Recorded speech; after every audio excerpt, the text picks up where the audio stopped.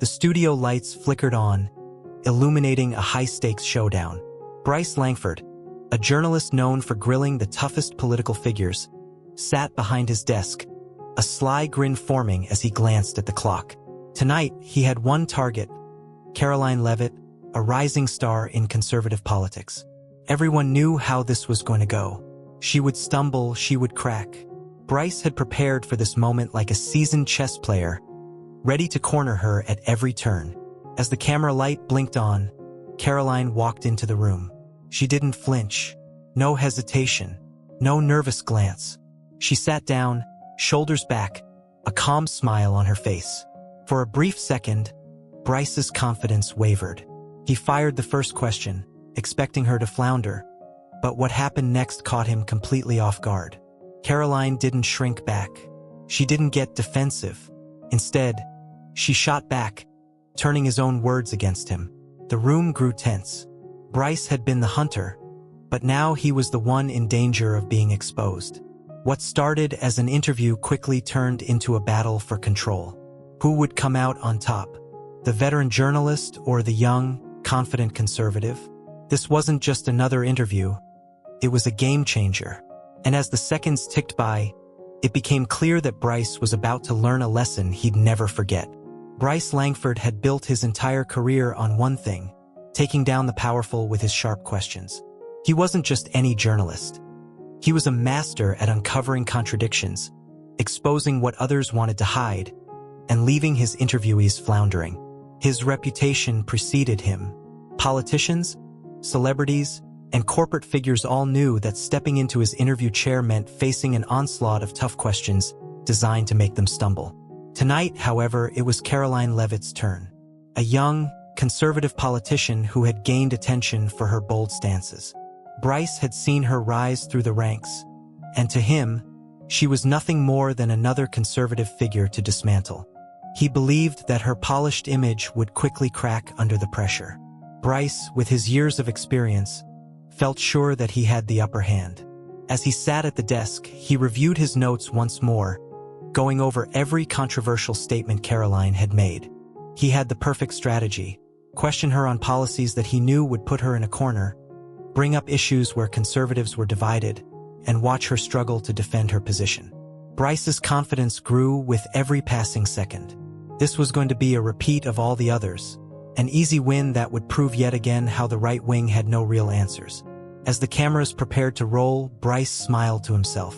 He had it all figured out. Karoline wouldn't be able to handle the pressure. His years of honing his skills as a reporter had prepared him for this moment, and he was ready to make it his greatest triumph. Or so he thought. The door swung open, and in walked Karoline Leavitt. Bryce had prepared himself for the usual signs of nervousness. Maybe a fidget, a glance around the room, or an awkward shift in her seat. But none of that came. Instead, Karoline strode into the studio with the kind of poise and confidence that left Bryce momentarily stunned. There was no hesitation in her step, no sign of uncertainty. She walked directly to the chair across from him, her back straight, eyes steady, as if she had done this 1,000 times before. Bryce quickly snapped out of his daze, but the contrast was striking. Here he was, the veteran journalist, feeling a bit of the control slip from his grasp before the interview had even started. She was unbothered, relaxed even, as if she had been in the hot seat countless times and knew exactly how to handle the pressure. He was expecting her to falter, to show signs of nervousness, but instead, she seemed to relish the opportunity. As she took her seat, Karoline offered a calm smile and nodded politely toward the crew. She wasn't here to play by Bryce's rules. She was ready to make her own. The stage was set for a clash, a battle of words that was sure to test both their limits. Bryce leaned forward, trying to regain his confidence, but it was clear that this wasn't going to be the easy takedown he had imagined. The tension in the air grew thicker, and everyone in the room could sense it. The show was about to begin, and with it, a fight for control over the narrative. Bryce adjusted his papers, ready to strike. He had spent hours preparing for this moment, mapping out every angle, every strategy to corner Karoline Leavitt into a corner. As the cameras rolled, he leaned forward, his voice calm but piercing. "Karoline," he began, "you've positioned yourself as a fresh voice in conservative politics. But there are those who argue you're simply repackaging outdated ideas with a younger face. What do you say to those critics who claim you're just a mouthpiece for the same old Republican establishment?" It was a classic move designed to throw her off balance. Bryce knew it would be a tough question to answer, one that would force her to defend her entire political stance. He could already see her floundering, but Karoline didn't flinch. She looked at him for a moment, a small smile playing at the corners of her lips. Then, without missing a beat, she replied, "It's interesting how, when young progressives rise in politics, they're called trailblazers. But when a young conservative does the same, they're just accused of parroting old ideas. Seems like a double standard to me. Don't you think?" The response hit harder than Bryce expected. He hadn't anticipated her to challenge the premise so quickly, so confidently. His smirk faltered, just for a second, as her words echoed in his mind. Bryce quickly recovered, but the damage had already been done. The moment of hesitation, however brief, made it clear to the room that he wasn't quite in control. Karoline's response had been swift, sharp, and unshaken, turning his question on its head. Bryce realized, in that instant, that this wasn't going to be the one-sided interview he had planned. As he tried to regain his footing, the tension in the room was palpable. Karoline was already 2 steps ahead, and Bryce had to adjust fast.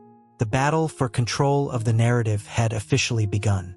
Bryce, sensing a slight crack in his control, quickly adjusted his strategy. He was determined to steer the conversation back to where he wanted it, on policy.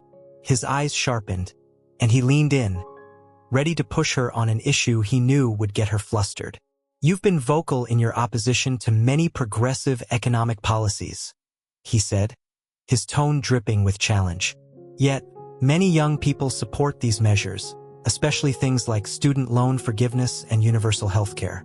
Why should they listen to someone like you who argues against policies that they believe will help them? How can you be in touch with what they truly need?" He expected her to hesitate, to flounder a bit as he painted her as out of touch. But Karoline didn't flinch. She tilted her head, the confidence in her eyes unwavering. "Let's look at what actually happens in states that adopt these so-called solutions," she began, her voice steady and deliberate. "You see rising costs of living, businesses leaving, and fewer job opportunities.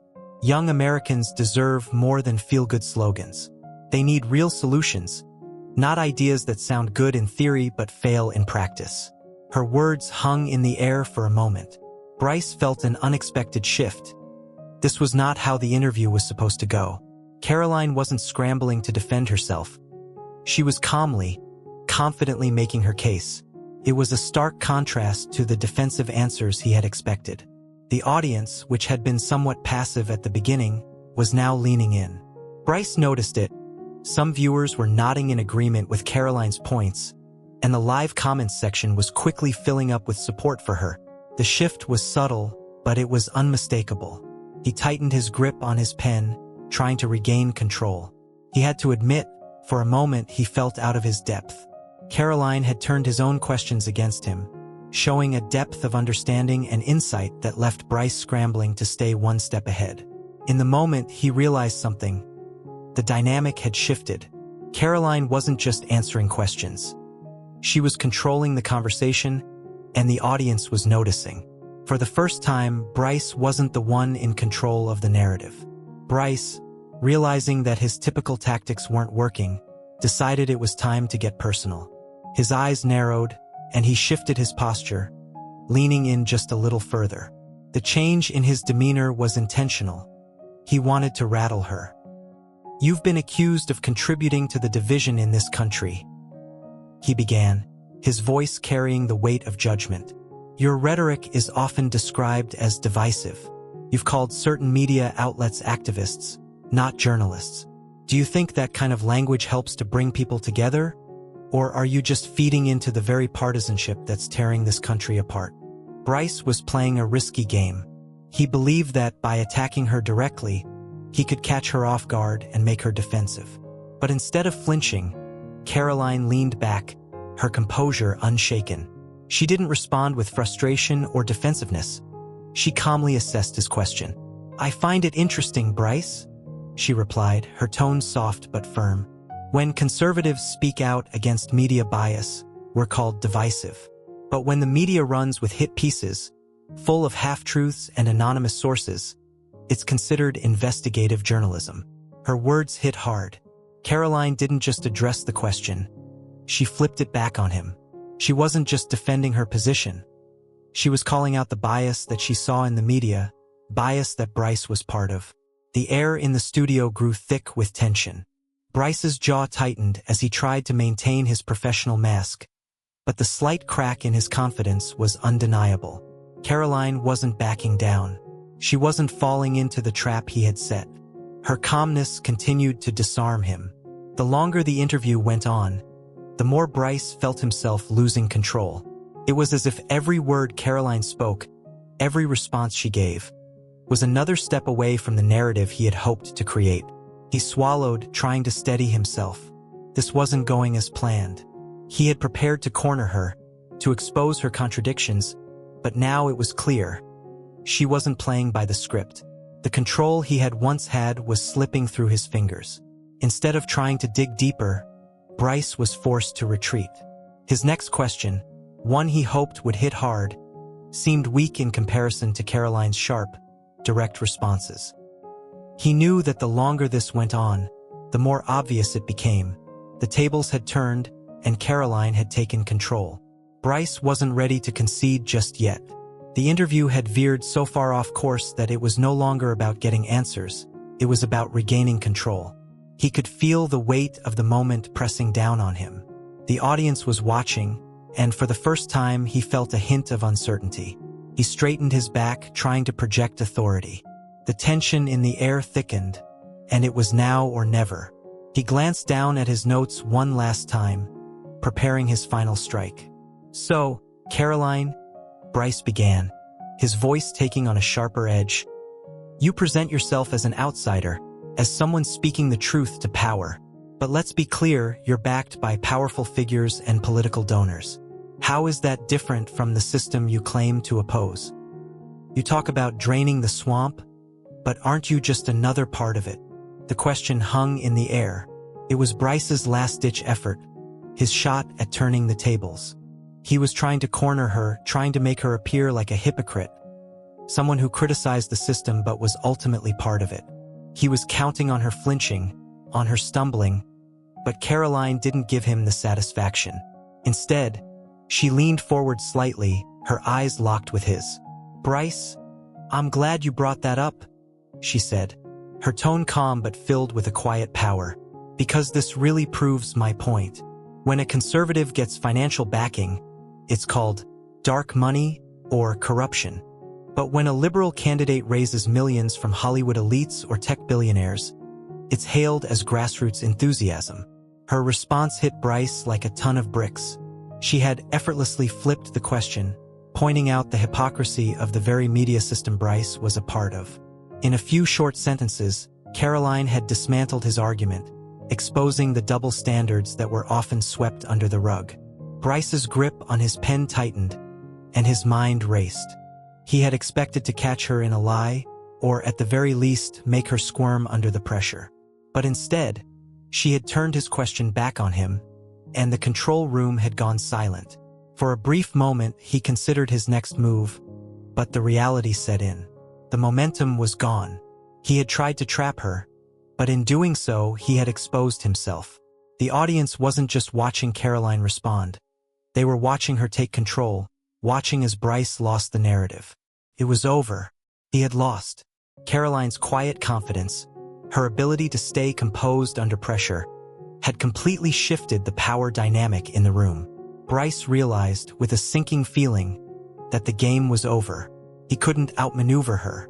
The audience saw it too. The comments flooded in, and the balance had tipped in Karoline's favor. Bryce tried to salvage his composure, but inside, he knew the interview was no longer his to control. The damage was done and Karoline had won. Bryce felt the weight of the situation bearing down on him. He had pushed as far as he could, but now, every word he spoke felt like it was sinking him deeper. His mind raced, his confidence wavering for the first time during the interview. The room was thick with tension, and he was losing control. In an attempt to reclaim the narrative, Bryce decided to take a more aggressive approach.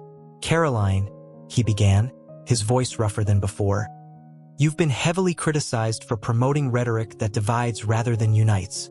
You constantly accuse the media of bias, but doesn't that just perpetuate the division you say you're against? Aren't you part of the problem?" He watched her closely, hoping to see her flinch, to watch her trip up under the pressure. But Karoline remained unfazed. There was no hesitation in her gaze, no sign of cracking. Instead, she responded with calm precision. "You know, Bryce," Karoline said, her voice steady, "it's interesting you bring that up. You say I'm dividing people, but let's be clear. The real division comes from the narratives that are being pushed by the media, not from calling out the bias.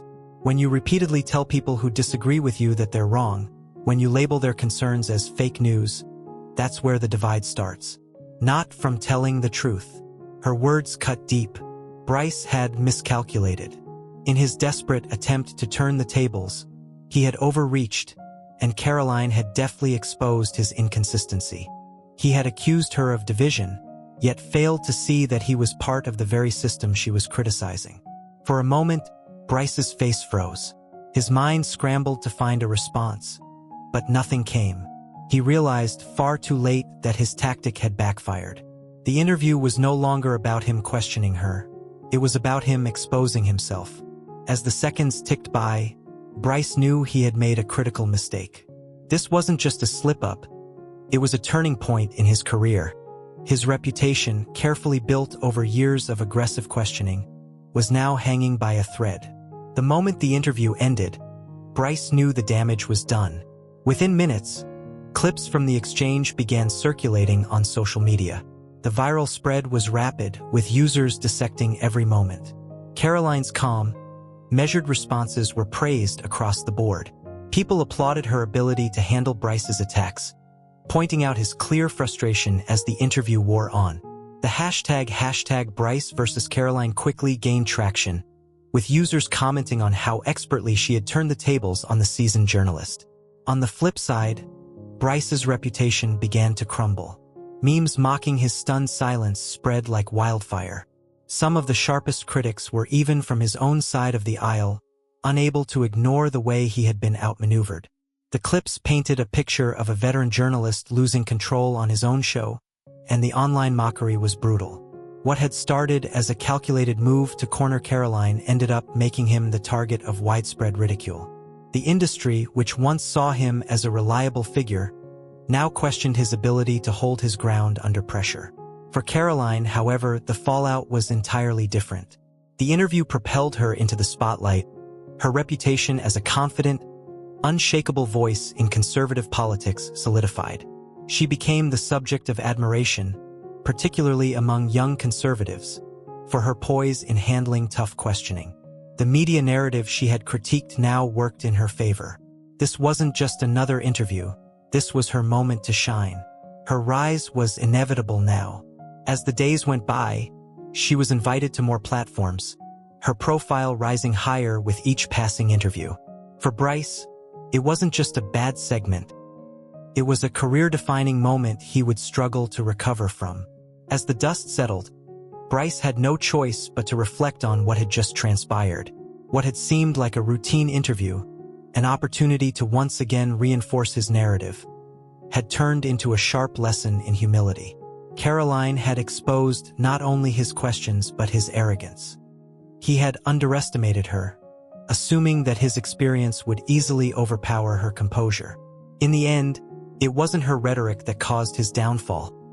It was his assumption that he could dominate her without truly understanding her stance. Bryce's misstep wasn't just about the interview, it was about his failure to respect the very person he thought he could easily dismantle. For Karoline, the incident was more than a personal victory. It was a statement about the shifting power dynamics in media. Public figures like her were no longer willing to be passive victims of biased narratives. They were prepared to push back, to control their own stories.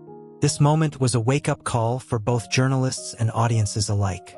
The traditional media game, where narratives were carefully controlled by a select few, was starting to unravel.